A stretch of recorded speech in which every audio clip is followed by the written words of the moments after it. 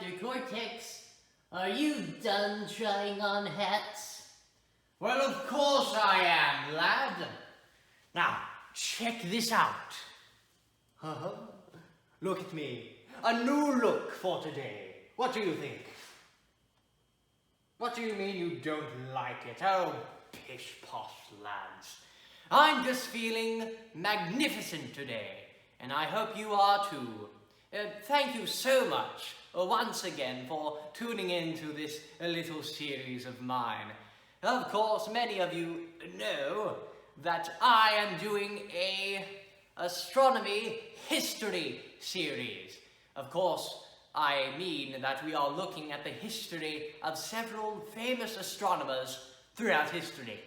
So, without further ado, let us begin today's little lecture by introducing today's little astronomer, that being Gerard Kuiper.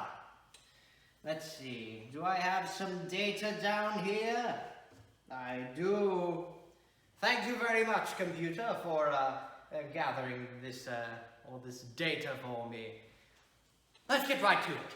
Now then, Gerard Peter Kuiper was born in Harenkasteel in the Netherlands on December 7th, 1905.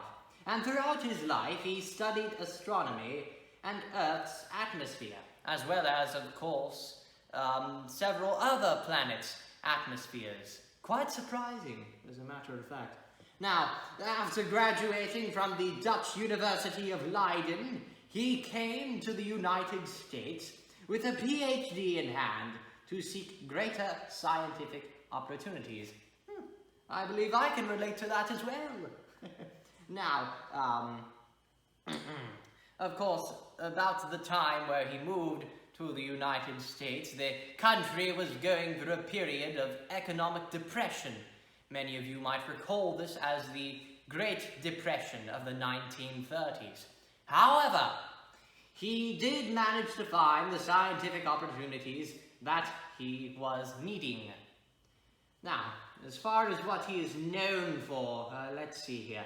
Yes, he is known for being the director of several observatories in the United States. A couple of ones include the observatory in Chicago and the observatory of New Mexico. If my mind's eye is true, please feel free to look it up on the internet if I am wrong. Anyhow, he also was involved in the study of Saturn's moon, Titan. Yes, he actually predicted correctly that much of Titan's atmosphere is made up of methane. Methane. It's a very interesting word, methane is. It rolls off of the tongue. Methane. Anyhow, he also contributed in predicting and studying Mars's atmosphere. And he, again, correctly predicted that much of Mars's atmosphere is made up of carbon dioxide. Carbon dioxide. We can't breathe that stuff, you know. And he was also involved in the prediction of a possible existence of an outer solar system belt. We'll get to more on that in a second. Now, Kuiper himself, as you can see, had luck with several of his cosmic predictions. Cosmic. Well, I think they are pretty comical, don't you think? Even with the moon's surface, Kuiper was a ardent predictor. As a matter of fact, Kuiper predicted that the moon's surface would be soft and powdery to the touch. And sure enough, in 1969, when Apollo 11 landed on the surface of the moon, Neil Armstrong did indeed say that the surface of the moon was a powdery substance. Now, there is no doubt that Kuiper's legacy does indeed live on. Can you think of why? Can you think of where his name might appear? If you said the Kuiper belt, then you'd be correct. He was involved in the prediction of this outer belt, and in the 90s this belt was confirmed in existence, and of course it was named the Kuiper Belt. In addition, the Kuiper Airborne Observatory was named after this man right here. And that, my friends, is a man passionate for his studies.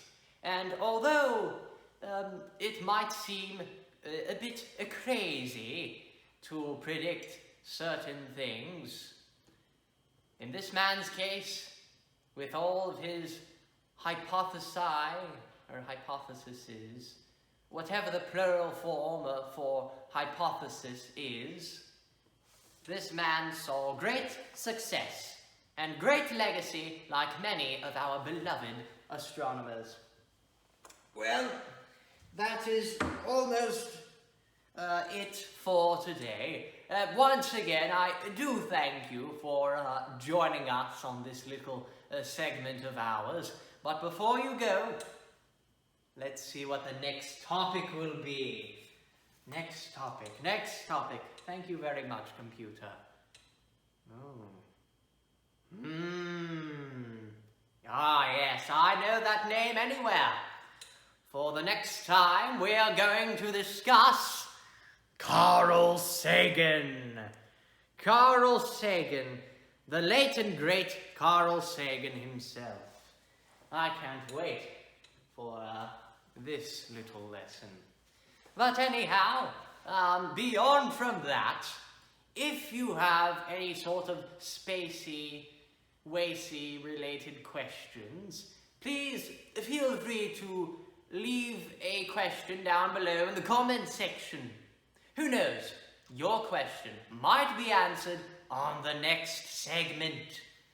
And with that, my friends, I bid you ta-ta in 3, 2, 1.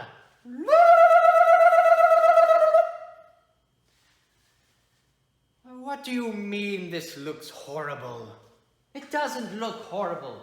If you want me to change, then I'll go ahead and change right now, huh? All right.